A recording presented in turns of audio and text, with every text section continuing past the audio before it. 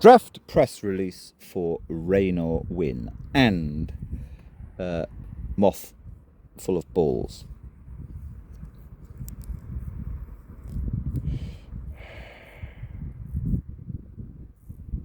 At the time when we embarked on a true pilgrimage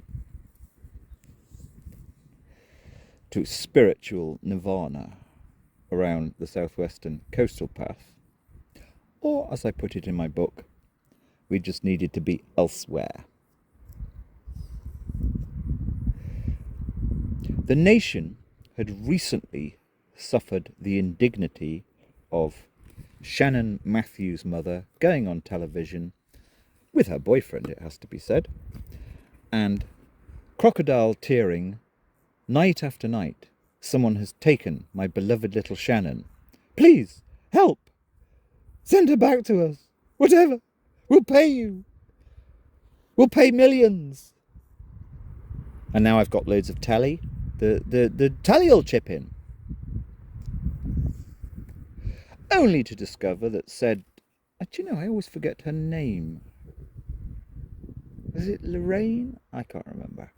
I'm sure she's changed it by now anyway. Said so-called mother and boyfriend had poor little Shannon locked away under the bed in some bizarre attention-grabbing... Well, it's the day the music died. That was the day society no longer was sane. But fair dinkum, poor Shannon's mum. What did we had? 2003. The only Prime Minister ever in this septic isle to wear on his sleeve his so-called Christianity, his God-fearing, Jesus-loving dignity, turned out to be the biggest fucking liar we've had for possibly a century. I kind of go along with George Galloway's analysis of the situation. So, in mitigation, Your Honour, I haven't exactly had some very good examples. Plus, seriously speaking now, what with the inevitable trauma, that's the very, you've got to, right, in brackets, they all claim trauma. I mean, the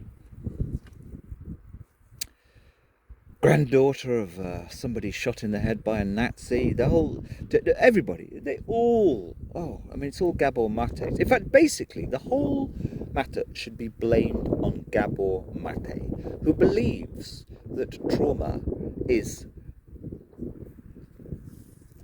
unrebuttable, that the trauma from childhood causes everybody to remain compelled, addicted to the rill slot machines, the whole damn thing. Nowadays that's turned into, even in North Wales, I was cycling through there in 2016, a couple of 18-year-old girls were talking about how they need to save up for their £3,000 tit job. It's all in affluenza, by the wonderful Oliver James. But the bad parenting, the total disaster of, rather than keeping your kids grounded, watching celebrity crap TV, the whole damn thing, all of it. Anyway, in mitigation, Your Honour, yes, we had Mr. Blair, who, okay, he got on his Blairy foghorn, and what did he really do, Blair? He basically turbocharged spin. PR and spin has always been there. The British Empire pretty much invented it. Ask some poor Punjabi. But yes, Blair turbocharging spin, in other words lies. His dreadful henchman Alistair Campbell still, I mean, the one good thing about the BBC is they do take the piss out of Alistair and Rory on Dead Ringers the last few weeks. But keeping to the point, yes, Your Honour, mitigation. I mean, we had these public matters, so any ordinary person who'd had a bit of dodgy stuff in their childhood, it's going to be really warped fact, and as that applies to pretty much half, or if not more, of the British population, I think it's inappropriate, Gabor, to call everybody having terminal trauma. It's like you've got to step through it. You've got to end up laughing about it. But no, Gabor wants everybody endlessly coming back and clicking on Gabor's latest version of how to embrace your inner trauma and all of this, which does nobody any good. Just go down to Greek or go to Totnes, and I must go to Totnes. It would be such. I've got to go with one or two of my little elves undercover to Totnes. In fact, that's got to be the end of my summer. Totnes, and make a comedy about it. Except, of course, none of them can laugh at themselves, so there is no comedy. That's what's happened. Yes, Your Honour. Mitigation. I was just made partially shabby, and of course, if a panel of half-decent psychologists, rather than the ones that the Welsh services employ to do exactly what Chief Copper says he wants to happen, if they were gathered, some would say, yes, definite psychopathic tendencies in there. But it's not my fault. Tony Blair, Matthews, and I kind of think that decade, I bet there were loads of shabby little lower functionaries working away in offices who were creating false invoices. Now, I do believe that. I believe that bit in the Observer report. I think it's in the Observer report. Yes, this is me, by the way. I'm just the narrator. I have no opinions. But I don't think they could have made that up. They would have had to have seen some false invoices.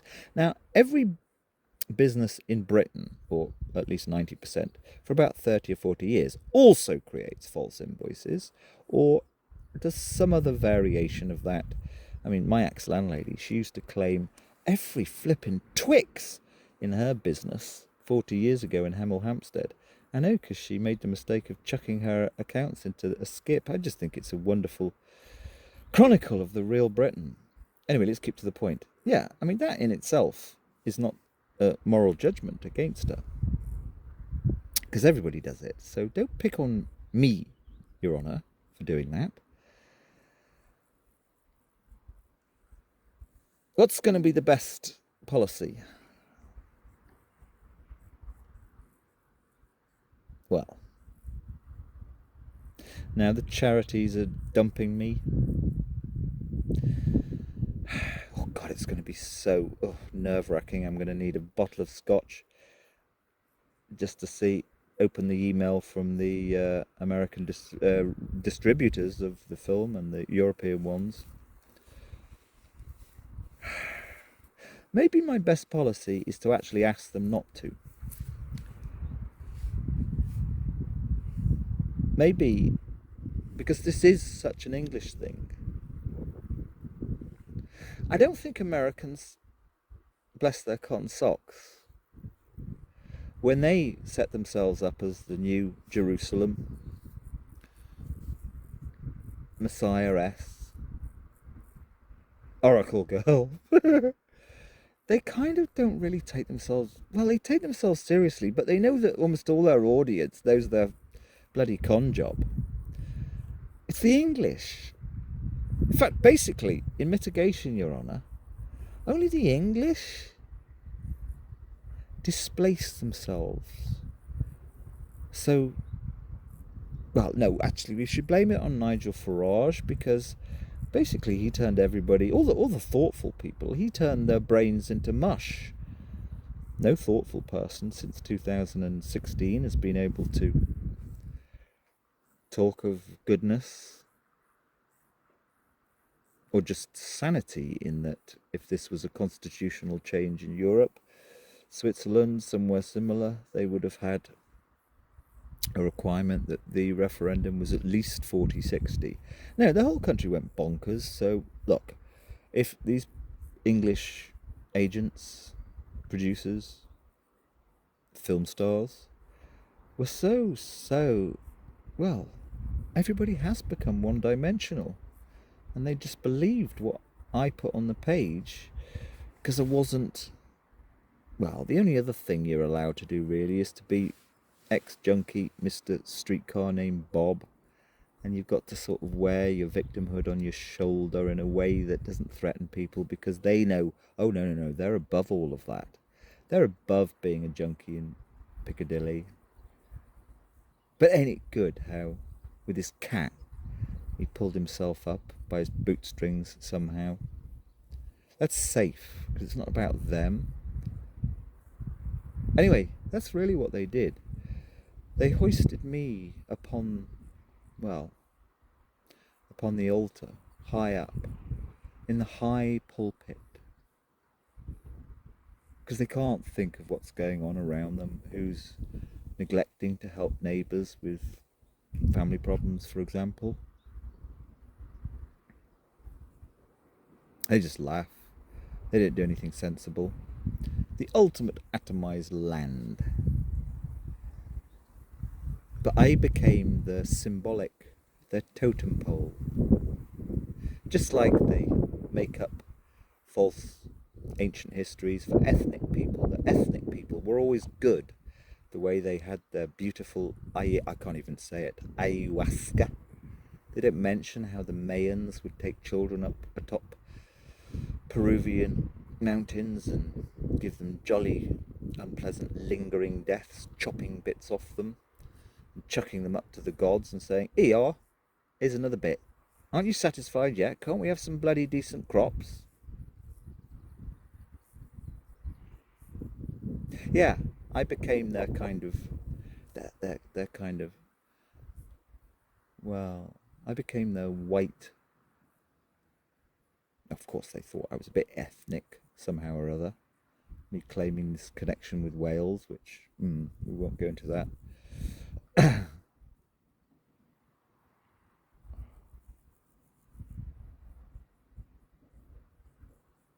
Yeah, I need to do something, Your Honour, to...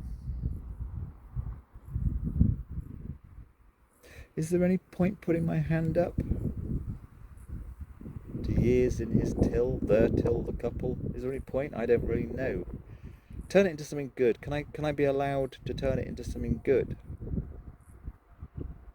The problem is, though, all of these kind of mindfulness and yoga and guru types, even your J.K. Rowling types,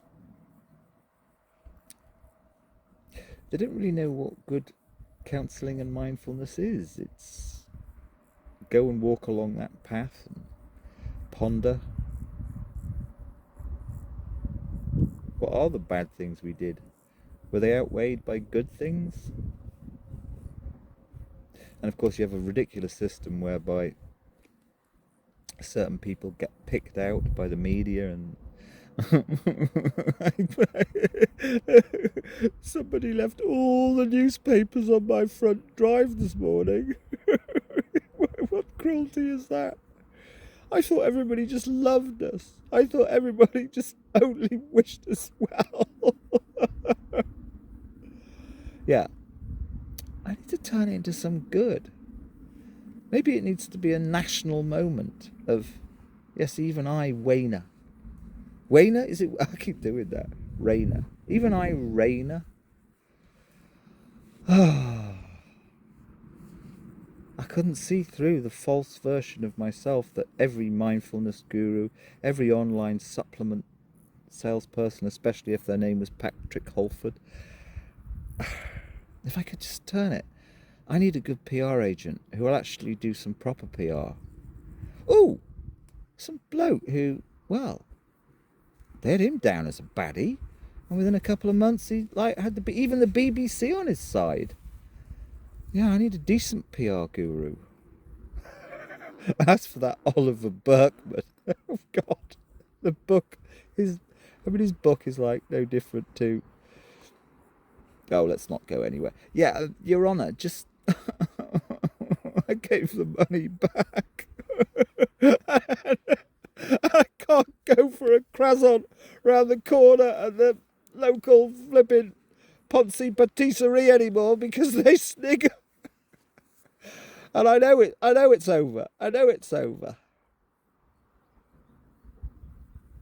For my children's sake.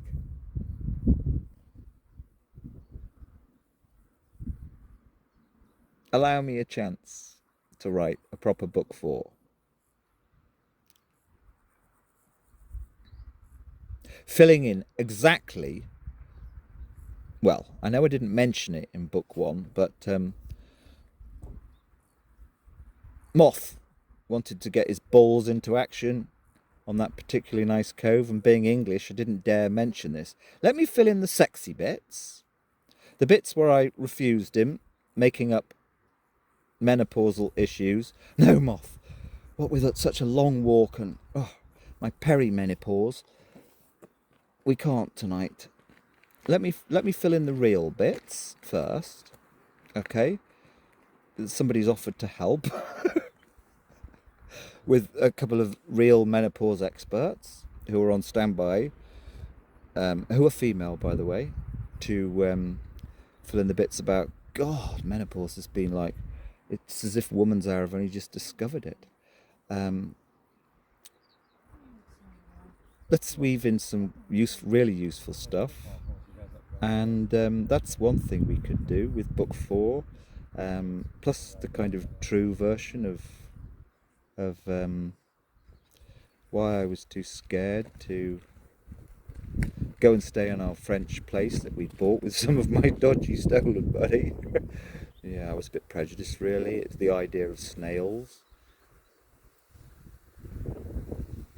It was a rash buy. It was a, what did they say? It was oh, you got comfort eating. Yeah, we did a lot of that because there's nothing actually substantial in pasties. But yeah, a real walker would have just made do with a hunk of meat and some canned cannelloni, what do I eat? I forget. What do I eat? Cheap from Lidl. Oh, those beans that are probably fake as well. Everything from Lidl's fake. Canned, oh, I forget what they're called. Yeah.